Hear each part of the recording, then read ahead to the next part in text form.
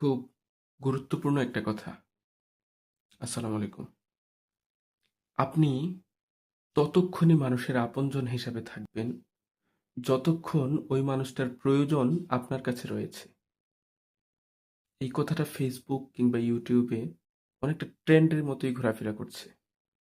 আপনি যদি একটু স্রোতের বিপরীতে গিয়ে ভাবেন, একটু উল্টো ভেবে দেখেন না, কেমন লাগে? আপনার জীবনে অনেক মানুষের সাথে পরিচয় হয়েছিল। একেবারে দহরম-মহরম সম্পর্ক, যাদেরকে ছাড়া চলতই না। এমন সবগুলো মানুষের কথা কি আপনার মনে আছে? আপনি কি এখনো তাদেরকে পাশে নিয়ে চলেন? এখনো কি তাদের সাথে দিনে কয়েকবার বা দিনে ১ বার কিংবা সপ্তাহে ১ বার কথা হয়? হয় না। আসলে সেটা সম্ভব হয় না। আমরা আ Facebook কিংবা YouTube এ frustration ছড়াচ্ছি। পুরোপুরি একটা জাতিকে frustration এর মধ্যে ভুগিয়ে দেওয়া হচ্ছে, এই ধরনের কথাগুলো বলে। আসলে এটা কখনোই সম্ভব না। প্রয়োজনের খাতিরেই মানুষের সাথে হৃদ্যতার তৈরি হয়।